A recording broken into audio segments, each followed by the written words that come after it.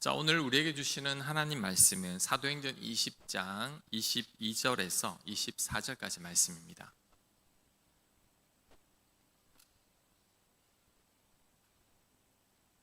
사도행전 20장 22절에서 24절까지 말씀입니다.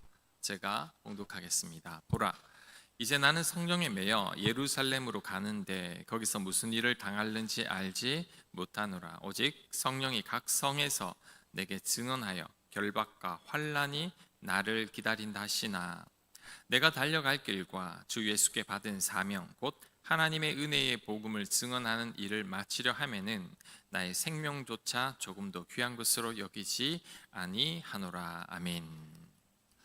믿음의 성장 7번째 시간입니다. 오늘은 사명입니다. 사명.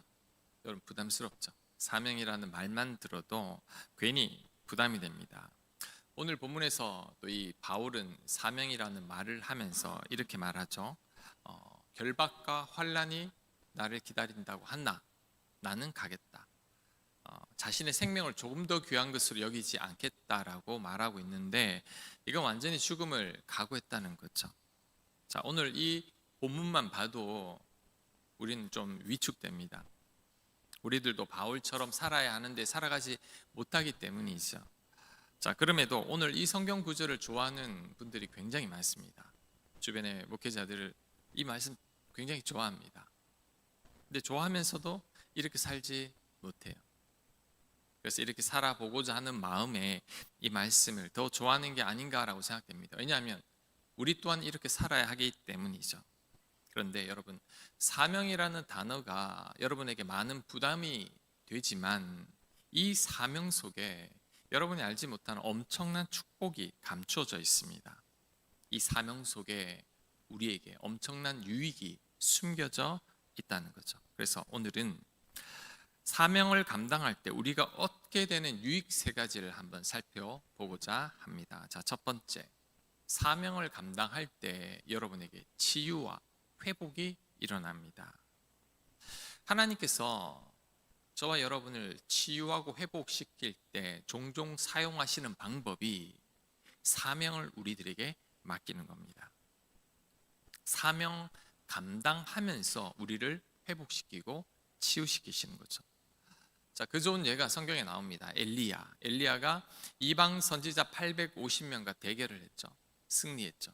하지만 이세벨이 이 엘리야를 죽이려고 하자 엘리야가 그만 낙심했습니다. 그래서 하나님께 죽기를 구하죠. 하나님, 이제 넉넉하오니 이제 그만 내 목숨 좀 거두어 가십시오. 저 이제 더 이상 살고 싶지 않습니다. 자, 이런 엘리야를 하나님께서 어떻게 회복시켰냐 하면 사명입니다. 일을 또 시켜요. 죽겠다는 사람에게 사명을 줍니다. 자, 열왕기상 19장 15절입니다. 여호와께서 그에게 이르시되 너는 네 길을 돌이켜 광야를 통하여 다메섹에 가서 이르거든 하사엘에게 기름을 부어 아람의 왕이 되게 하고, 너는 또 님시 아들 예후에게 기름을 부어 이스라엘의 왕이 되게 하고, 또 아벨 무홀라 사밧의 아들 엘리사에게 기름을 부어 너를 대신하여 선지자가 되게 하라. 아멘. 자, 하나님께서 이 낙심에서 죽으려던 엘리야에게 하셨던 일이 뭐냐 하면 사명을 줍니다. 아람 왕이 될 사람에게 기름을 붓고, 기름을 붓다라는 말은 왕으로 삼는 것을 예언하는 거죠. 그다음 이스라엘 왕으로 예후가 왕이 될 것을 기름 부어라. 그리고 네 후계자 엘리사를 세워라. 이 3가지 사명을 주십니다. 엘리야는 이 사명을 감당하다가 치유가 됐어요. 특별히 이 갈멜산에서 이 다메섹까지 거리가 250km 정도 됩니다. 그리고 그 다메섹에서 다시 이스라엘까지 거리가 한 150km 정도 되는데, 그러니까 엘리야에게, 죽겠다던 엘리야에게 하나님께서 심부름을 보냈는데 이동 거리만 400km죠. 그런데 이 사명을 완수하면서 엘리야가 회복됩니다. 여러분, 왕이 될 사람을 예언해 준다는 것은 엄청나게 큰 사명이죠. 왕이 될 사람들은 이 엘리야를 영적인 스승으로 생각할 겁니다. 엘리야가 나에게 왕이 될 것이라고 예언을 했더니 내가 정말 왕이 되었어요. 그러니 이 사람들에게는 엘리야가 정말 하늘과 같은 존재죠. 그러니까 큰 사명을 맡기면서 엘리야를 회복시키는 겁니다. 그 다음 걷게 하신 겁니다. 자, 이것은 의학적으로도 옳은 처방입니다. 우울증 걸린 사람들은 세라토닌, 멜라토닌과 같은 이 호르몬이 있는데 이 호르몬이 부족하다고. 이 뇌에서 이제 몸에서 뇌에서 세라토닌, 멜라토닌과 같은 호르몬들이 나오는데 우울증에 걸리면 이 호르몬들이 나오지 않는다고 그래요. 그래서 우울증 약이 이 호르몬을 나오게 하는 약입니다. 그런데 이 호르몬이 언제 제일 많이 나오느냐 하면 발바닥에 자극을 줄 때 많이 나온다고 합니다. 그래서 의사 선생님들도 우울증 걸린 분들에게 걸으라고 합니다. 더 좋은 것은 약간 땀이 날 정도로 걸으라는 거죠. 하루에 1시간만 걸어도 호르몬이 계속 나오죠. 우울증 치료되는 거죠. 그래서 하나님께서 엘리야로 하여금 중요한 사명을 감당하게 하고 먼 거리를 걷게 하면서 회복시킨다는 거죠. 사명을 감당하게 함으로. 베드로도 마찬가지입니다. 베드로가 예수님을 3번이나 부인하고 저주했죠. 그러니 스스로 낙심해서 죄책감에 의기소침해 있는 이 베드로에게 예수님께서 찾아가셔서 어떻게 회복시켰냐? 여러분 어떻게 회복시켰죠? 내 양을 먹이라. 내 양을 먹이라. 내 양을 먹이라. 3번 말씀하십니다. 사명을 준 거죠. 아무런 자격 없는 베드로에게 예수님께서 또 다른 사명을 주면서 그 사명을 감당하게 함으로 회복시켰다는 겁니다. 제가 몇 달 전에 이런 얘기를 여러분께 드린 적이 있습니다. 프랑스의 아베 피에르 신부에게 어떤 사람이 찾아왔습니다. 이 사람이 찾아와서 하는 말은 이제 너무 힘들어서 죽고 싶다는 거죠. 스스로가 목숨을 끊기 전에 이 아베 피에르 신부에게 마지막으로 찾아온 거죠. 자, 이 사람을 이 신부가 어떻게 치유해 주었냐 하면 이런 말을 합니다. 이왕 죽기로 작정했으니 죽는 건 잠깐 미루고 내가 하는 일 좀 도와주세요. 그게 뭐냐면 집 없는 자들에게 집 지어주는 운동을 하고 있었어요. 그래서 그 사람은 죽기 전에 이것 도와드리고 죽어야겠다라고 하면서 가난한 자들을 위해서 집을 지어주는데 보람이 있는 거죠. 기쁨이 있는 거죠. 그래서 치유됐어요. 회복됐어요. 뿐만 아니라 평생을 이 집 짓기 운동에 동참해주는 멤버가 되었다는 겁니다. 여러분 지금 삶에 지쳐 있습니까? 치유와 회복이 필요합니까?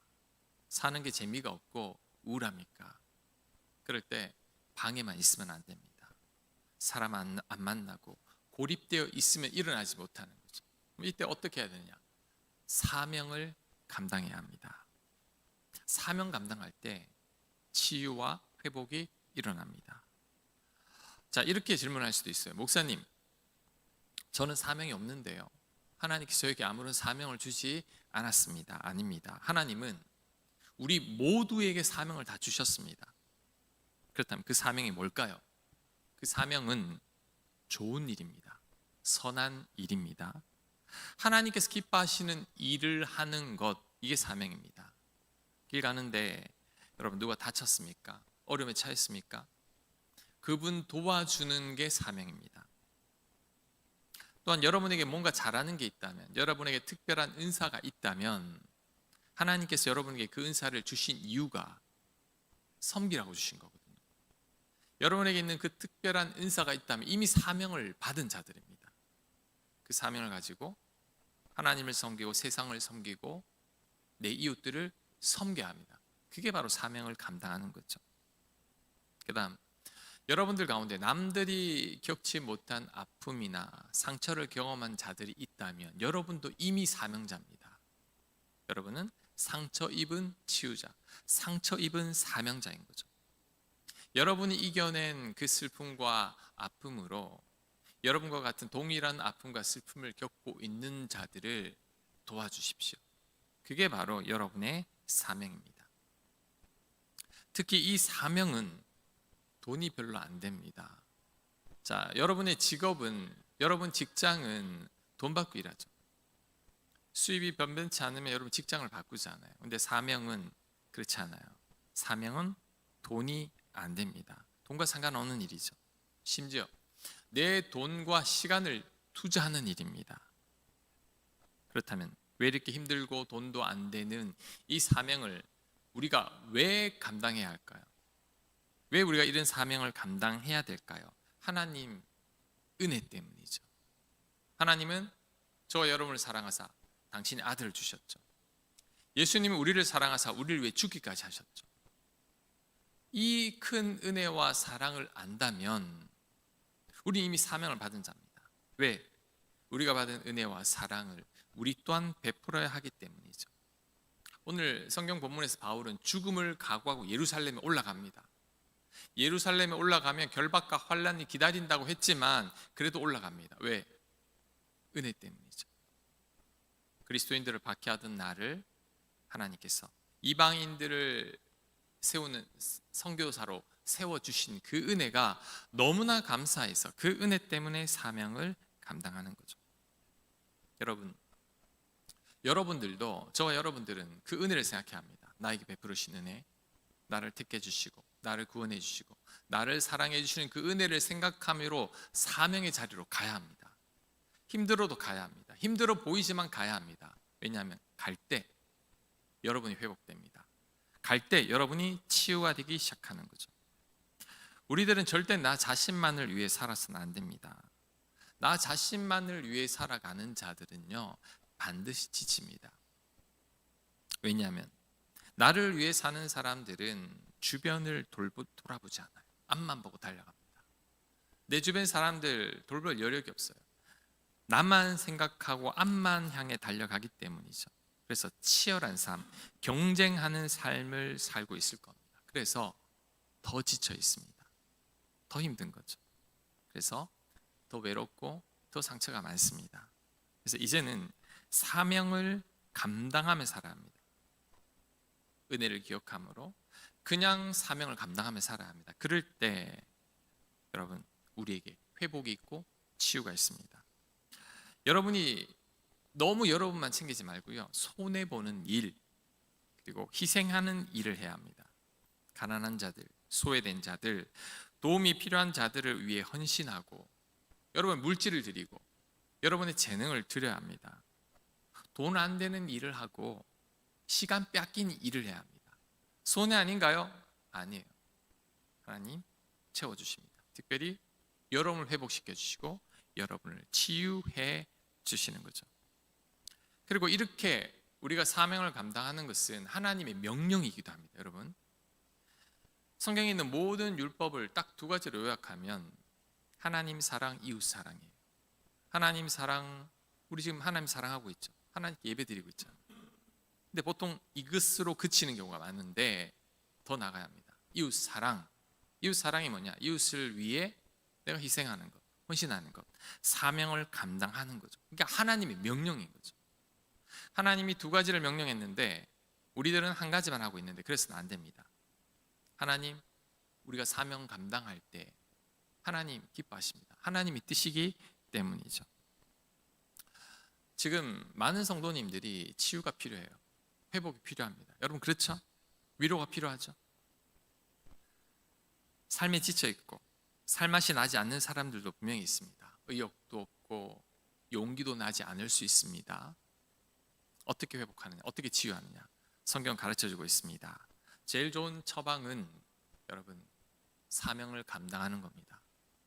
돈 되지 않지만 여러분 희생하고 손해보고 내가 가진 은사를 드리는 거죠.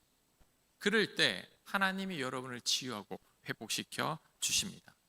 그리고 그렇게 사명 감당할 때 여러분이 이전보다 더 성숙한 믿음의 사람으로 하나님께서 변화시켜 주시는 겁니다. 자, 두 번째, 사명을 감당할 때 여러분이 하나님을 반드시 만나게 됩니다. 사명을 감당하는 자들은 하나님을 만나게 되어 있습니다. 왜냐하면 사명은 하나님의 일이에요. 하나님의 일이면 하나님이 지시를 해야 되잖아요. 우리는 부림을 받는 자들이고 하나님께서 지시를 해야 합니다. 그래서 우리들은 하나님께서 우리들과 소통하지 않을 수 없어요. 저와 여러분이 하나님의 사명을 감당하고 하나님의 일을 하려고 하면 하나님께서 우리 마음에 하나님의 음성을 들려주시고 우리를 만나주시고 어떤 일을 해야 할지 우리에게 감동을 주시는 거죠. 그래서 우리의 믿음이 자라게 되고 하나님을 또한 간증하게 되는 겁니다. 자, 바울. 많은 분들이, 교회에서 기도하는 많은 분들이 바울에게 말합니다. 예루살렘에 가면 결박과 환란이 너를 기다리고 있어. 너 죽을지도 몰라. 그때 바울은 갑니다. 왜? 사명 때문에. 하나님이 원하시니까 예루살렘에 가는 것을. 그래서 갑니다. 갔더니 바울을 죽이기 전에는 밥도 먹지 않고 물도 먹지 않겠다는 사람만 40명이나 있습니다. 이런 위협 속에서도 바울 머리카락 하나 건드리지 못하죠. 그리고 바울이 그렇게 원했던 로마까지 무사히 입성하게 됩니다. 위협 속에서, 죽음의 위협 속에서 바울은 하나님을 간증하게 된 거죠. 하나님께서 나를 지켜주셔서 그 결박과 환난 가운데서 나를 지켜 도와주셨구나. 이게 바울의 간증이 된 거죠. 성장하게 된 겁니다. 여러분, 요나 선지자도 그렇습니다. 하나님께서 요나에게 아수르의 수도 니느웨에 가서 하나님의 심판을 선포하라고 합니다. 그런데 요나는 가기 싫어요. 왜냐하면 아수르는 우리에게는 일제 압박기에 일본과 같은 존재거든요. 너무 미워요. 아니, 그 미운 나라한테 왜 가서 심판을 선포하냐. 심판을 선포하면 하나님 또 그들을 불쌍히 여길 것인데, 그래서 안 가려고 하죠. 도망치죠. 그러다 물고기도 잡아먹혔죠. 그래서 요나는 억지로 갑니다. 억지로 아수르 니느웨에 가서 마지 못해서 그 넓은 땅에 딱 하루만 대충 하나님의 심판을 선포합니다. 그러니까 억지로 감당하는 거죠. 그러다가 박넝쿨을 통해 하나님의 놀라운 사랑을 깨닫게 됩니다. 그러니까 억지로 사명을 감당한 요나가 하나님을 만나고 경험함으로 더 깊은 영성을 가진 요나가 된 거죠. 그래서 반성하는 의미로 기록한 게 요나서라는 겁니다. 자, 욥도 마찬가지입니다. 여러분, 욥은 사명이 있어요. 그 사명이 뭐냐면 고난을 잘 버티는 것. 아니, 그냥 고난을 당하는 거예요. 고난 당하는 게 이 욥에게 사명입니다. 왜냐하면 욥 한 사람의 고난이지만 그 욥의 고난을 통해서 그 이후로 수십억 명의 그리스도인들이 놀라운 교훈을 깨닫게 돼요. 그게 뭐냐? 피조물의 한계를 알게 되고 하나님의 놀라운 주권을 인정하게 되는 거죠. 그래서 우리들은 욥을 통해서 엄청난 교훈을 얻게 되죠. 이 교훈을 우리에게 주기 위해서 욥이 그 큰 고난을 감당한 겁니다. 그 사명을 감당했기에, 물론 그 사명이 힘들었지만 나중에 욥이 어떤 고백을 하죠? 자, 욥기 42장 5절입니다. 내가 주께 대하여 귀로 듣기만 하였사오나 이제는 눈으로 주를 배움나이다. 그러므로 내가 스스로 거두어드리고 티끌과 재 가운데서 회개하나이다. 5절 끝에 이제는 눈으로 주를 배움나이다. 여러분, 성경에서 하나님을 눈으로 봤다고 고백하는 사람은 욥밖에 없어요. 모세도 하나님의 영광의 뒷모습만 봤을 뿐입니다. 그러니까 욥은 사명을 감당하다가 자신이 얼마나 교만하고 얼마나 큰 죄인인지를 깨닫게 되었고 하나님을 보게 되었다는 거죠. 그러니까 사명 감당하다가 하나님을 깊이 만나게 되었다는 겁니다. 제가 예전에 탤런트 차인표 씨 여러분 아시죠? 네, 그분의 간증을 들은 기억이 나는데 한번 나눠보고자 합니다. 이 차인표 씨는 모태신앙이었다고 해요. 40살 될 때 있었던 일인데, 그러니까 40살이 될 때까지 평생 교회는 다녔지만 한 번도 제대로 하나님을 만난 적은 없다고 합니다. 그리고 하나님의 음성도 들어본 적이 없다고 그래요. 그래서 하나님을 너무 만나고 싶고 하나님의 음성을 너무 듣고 싶은 마음에 차인표 씨가 지저스라는 이 뮤지컬에 4년 동안 무보수로 출연을 해서 예수의 역할을 했다. 십자가에 못 박이기까지 했습니다. 그래도 하나님을 못 만났던 거죠. 그런데 이 차인표 씨가, 아내 되는 시네라 씨가 이제 컴패션, 이제 홍보대사죠. 매년 홍보대사로 이제 아프리카나 뭐 인도 오지에 가는데 너무 스케줄이 바빠서 한 번은 못 가게 됐다고 합니다. 그래서 남편 차인표 씨한테 내 대신 좀 가라. 당신도 탤런트니까. 싫다. 내가 왜 거기 가냐. 막 가기 싫다는 거 밀어냈대. 당신 안 가면 이제 집에서 애들 다 봐야 된다.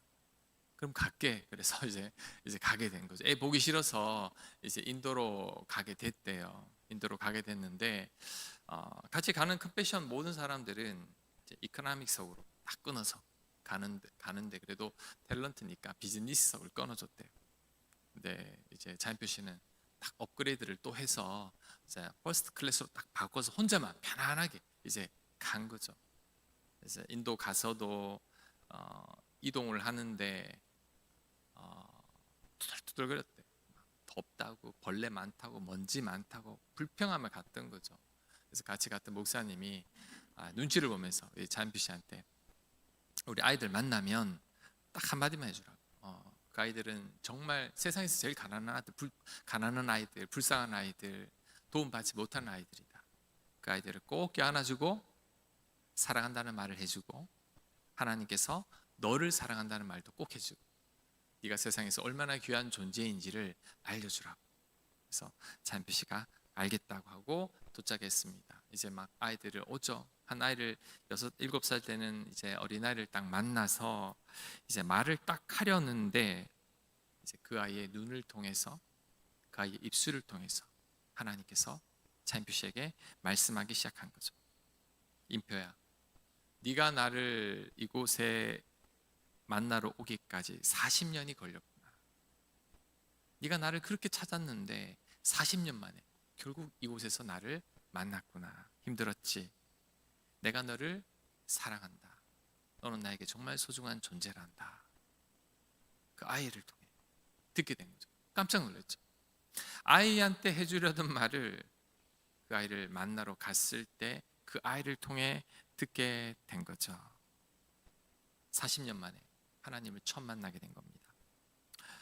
예수님 역할을 하면서 연기하면서 십자가에 못 박혔지만 하나님 한 번도 만나지 못했던 그 자연표 씨가 가장 가난한 그 지역에서 아이를 만남으로 만나게 된 거죠. 억지로 맞이 못해서 불평하면서 간 그 낮은 자리에서 하나님을 처음 만나게 된 겁니다. 요나 같지 않나요? 그 이후로 자연표 씨가 바뀌어 버립니다. 그 여권을 보면 예전에는 좋은 관광지, 촬영지, 좋은 나라에만 도장이 가득 찍혀 있었는데 이제 결심을 했다고 합니다. 내가 이제부터는 이 여권 도장을 가난한 나라, 정말 난민족, 빈민족의 도장만 찍으리라. 그 후로는 그런 나라들의 도장만 찍게 되었다고 합니다. 이제는 자발적으로 매년 그런 자리를 가는 거죠. 왜요? 그곳에서 하나님을 만나기 때문이죠. 우리가 후원하고 있는 우리 캄보디아 이기원 선교사님, 우리도 선교 다녀온 적이 있죠. 이기원 선교사님이 또 생각이 났어요. 이기원 선교사님은 충청도 어느 지역에 시골에 농고 출신이라고 나한테 그랬어요. 난 농고 출신이다. 나는 공부 못한다. 나는 술, 담배에 쩔어서 살았고 인생의 목적은 한탕 돈 버는 거. 그 돈 벌기 위해서 막 돌아다니기만 했던 그런 자였는데 사촌 형인가 누군가가 이제 캄보디아로 바퍼 사역 가는데 같이 가자.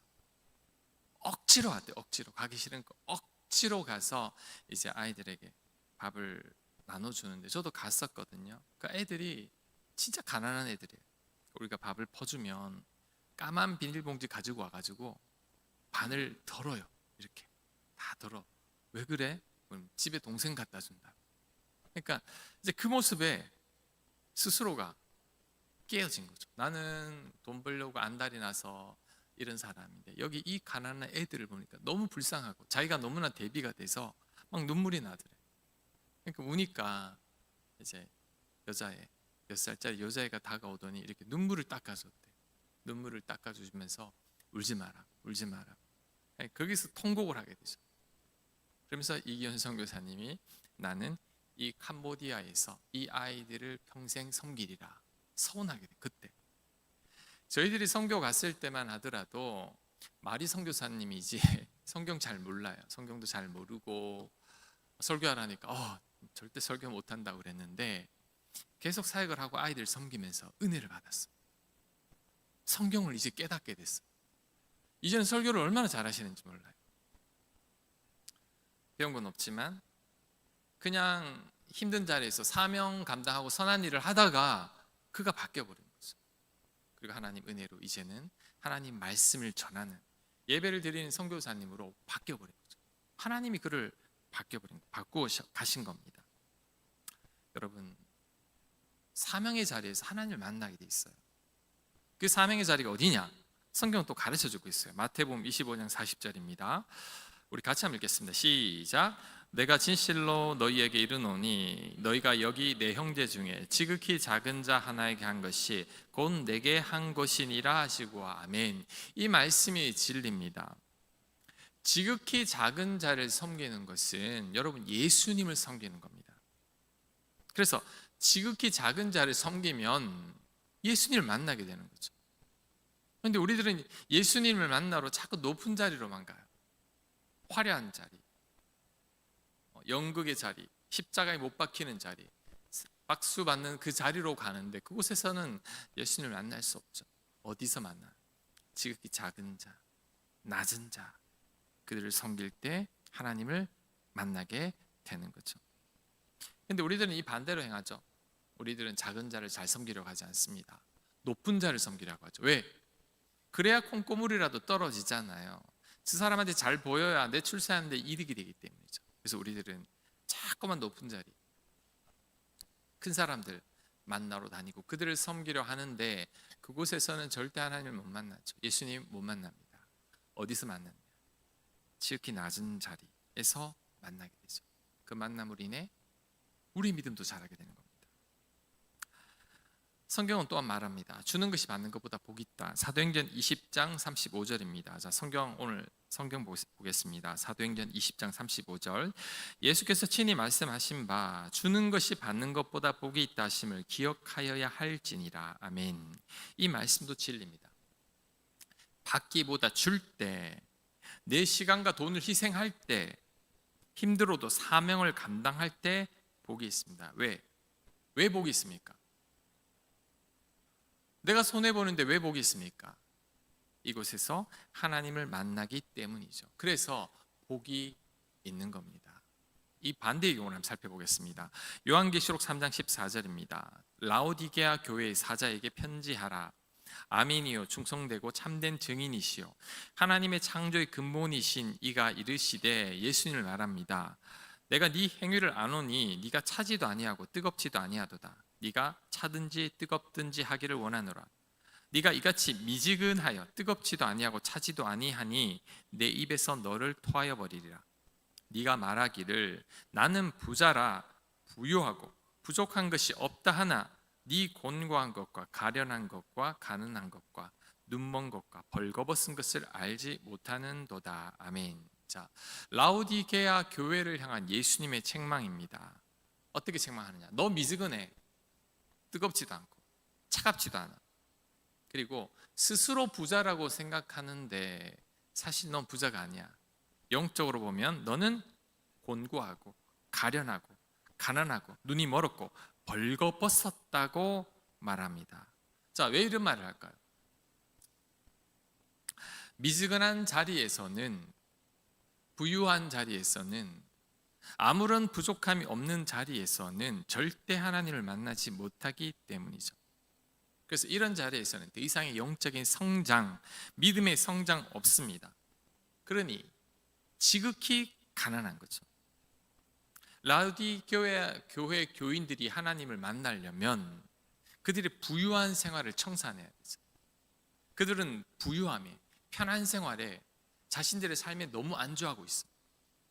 예배는 잘 드리고 있어요.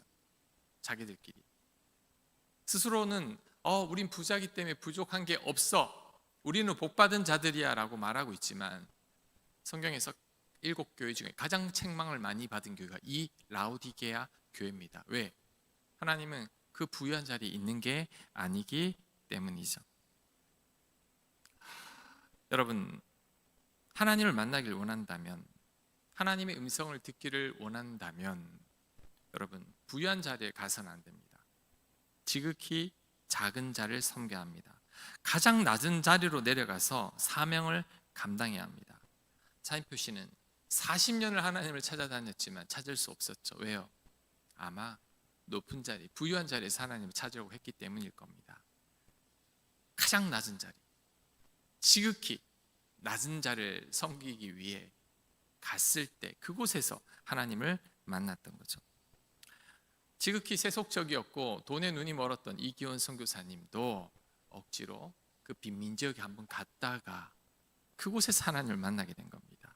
자, 우리도 그런 자리로 내려가야 합니다. 여러분, 힘들어도 사명의 자리로 내려가야 합니다. 그 자리에서 하나님을 반드시 만납니다. 하나님 정말 만나길 원한다면, 여러분 하나님 음성을 정말 듣길 원한다면 그런 자리로 가십시오.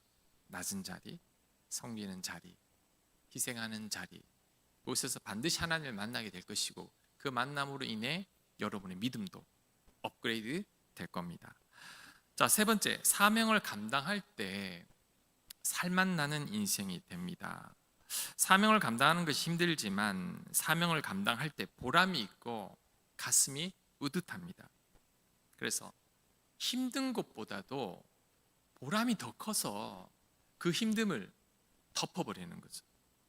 그래서 내가 기쁘고 행복해지는 겁니다.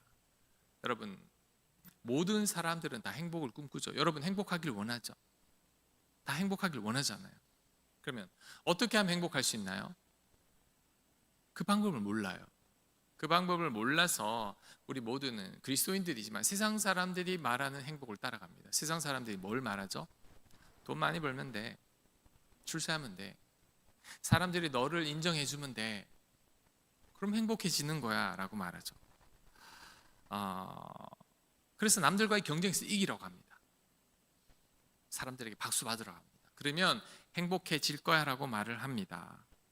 그런데 여러분, 머리로는 알고 있죠. 그렇지 않다는 것을. 그런데 우리 삶은 여전히 그런 삶을 동경합니다. 그리스도인들도 어떻게 하면 행복해질까 생각하면 돈 많이 벌고 출세하고 인정받고 높은 자리에 오르는 것, 그러면 나 행복해질 수 있어 라고 생각하면서 우리 자녀들에게도 그렇게 가르치잖아요. 그런데 여러분, 그런다고 행복해지는 건 아니죠. 성경은 그렇게 말하지 않고 있다는 겁니다. 성경은 이렇게 말합니다. 자, 전도서 3장 12절입니다.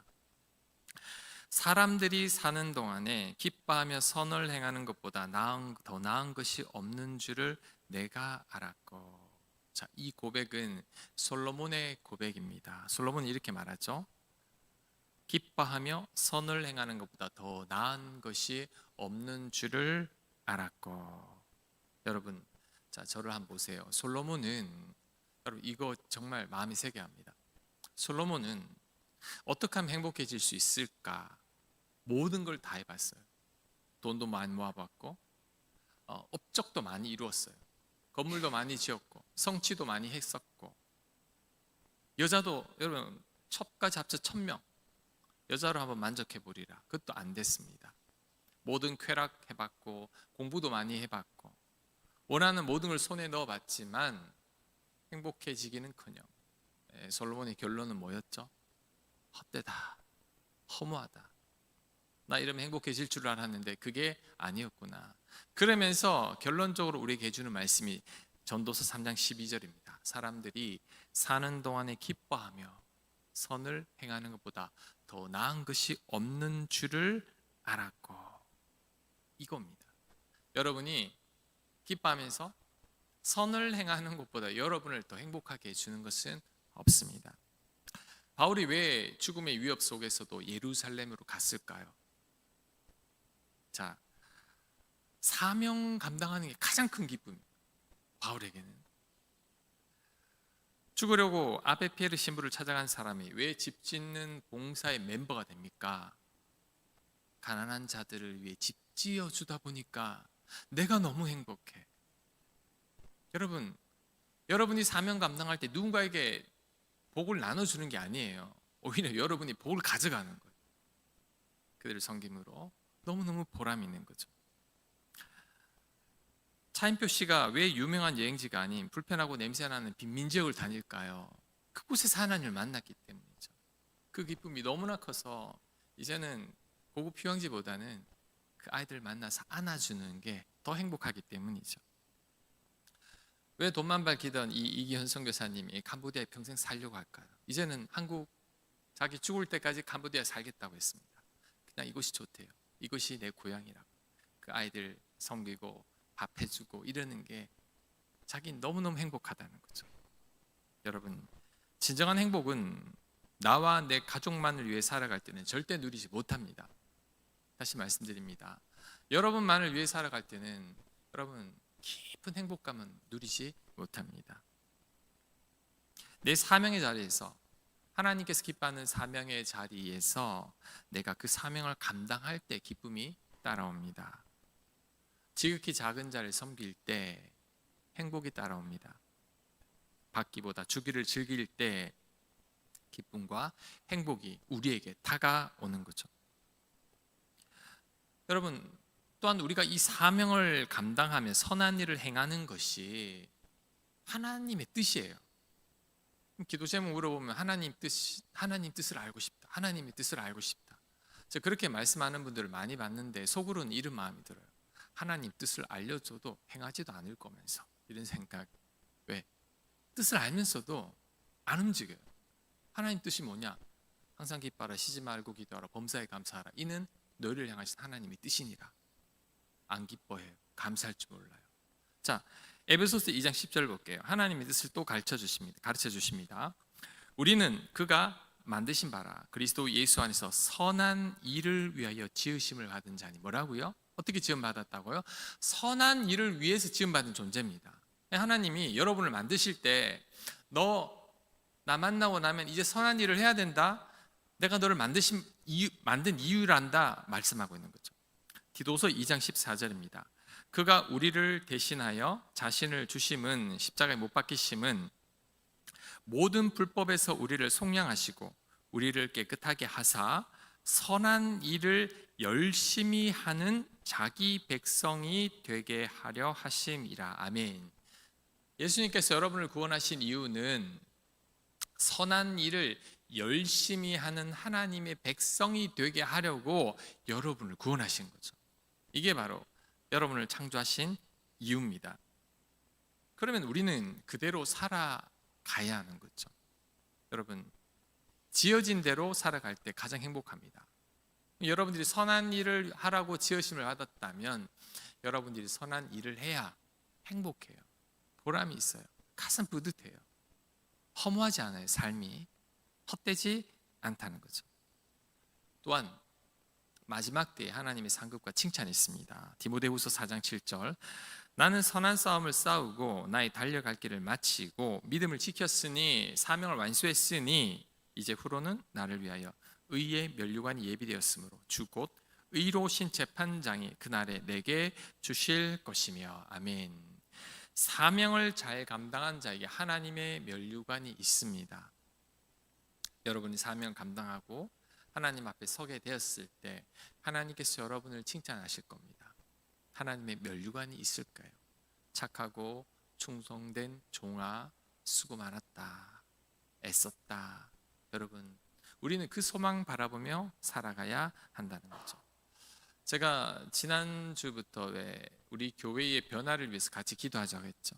하나님께서 우리 교회가 향한 하나님의 뜻이 무엇인지, 어떤 일을 하면 기뻐하실 건지 우리 같이 하자고 했는데, 여러분, 하나님께서 우리 교회에 바라는 게 뭘까요? 우리 교회에 바라는 게 뭘까요? 오늘 말씀 속에서도 하나님 가르쳐주고 있죠. 사명을 감당하는 거죠. 그런 교회가 어떤 교회입니까? 사명을 감당하는 교회는 지극히 작은 자를 섬기는 교회입니다.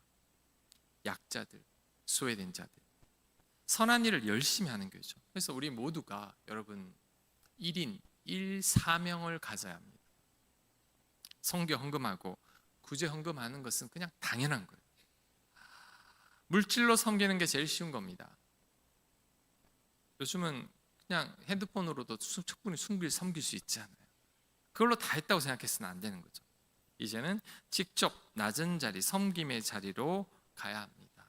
그래서 이제 우리 교인분들과 우리 같이 논의를 할 겁니다. 해외 어디로 갈 건지, 국내에도 여러분 섬길 때 많아요. 찾아보니까 이 주변에만 하더라도 뭐 외국인 노동자들, 독거 노인들, 다문화 가정 아이들, 그 다음에 그 싱글 그 미혼모들 많아요. 그래서 그런 분들을 우리들 찾아내 가지고 이제 우리 교인들과 함께 직접 가는 거죠. 가서 사명을 감당하는 거죠. 왜? 목사님, 우리가 왜 해야 합니까? 하나님의 명령이니까. 두 번째, 그래야 여러분이 행복하니까. 자, 성경은 분명히 가르쳐 주고 있잖아요. 기뻐하며 선을 행하는 것보다 더 나은 것이 없는 줄을 내가 알았고, 기뻐하며 선을 행할 때 우리가 가장 큰 행복을 누리니까 제가 목사니까 여러분들이 가르쳐 드려야죠. 여러분 어떻게 하면 행복한 인생을 살 수 있을지, 어떻게 하면 보람된 인생을 살 수 있을지를 안내해 드리는 거죠. 그게 뭐냐? 하나님께서 우리에게 주신 사명, 지극히 작은 자들을 섬기는 겁니다. 그럴 때 우리가 기쁠 뿐만 아니라 믿음도 자랍니다. 오늘 믿음의 성장 7번째죠. 사명 감당하다가 믿음 생깁니다. 이기현 선교사님, 사명 감당하다가 말씀의 은혜까지 받게 된 거죠. 그래서 여러분이 사명 감당할 때 여러분 믿음도 더 깊어지고, 사명 감당할 때 여러분이 복된 인생을 사는데 제가 여러분이 안 권할 수는 없잖아요. 그래서 몸으로 우리들이 한 달에 한 번이나 적어도 모든 성도님들은 다 섬길 수 있는 자리로 함께 가기를 원합니다. 그런 자리를 마련하겠습니다. 하나님 원하시는 거죠. 여러분 오늘날 서구 사회나 지금 우리들은 라오디게아 교회처럼 되어가는 교회들이 정말 많아요. 교회가 부유해요. 부족함이 없어요. 그런데 영적으로 보면 심히 가난한 거죠. 자, 우리 교회는 그런 교회가 되어서는 안 됩니다. 우리 몸만 편한 것만 생각하지 않기를 바랍니다. 사명의 자리를 이리저리 피하기보다 우리가 자원해서 그리고 하나님 뜻하시는 곳에 가야 합니다. 그곳에서 하나님 만나고 그곳에서 우리의 믿음이 자라고 그곳에서 우리가 행복한 삶을 살게 될 줄 믿습니다. 우리 모두가 그러한 자리를 가게 되시길 간절히 축원합니다. 아멘. 자, 오늘 찬양은 우리 주님 다시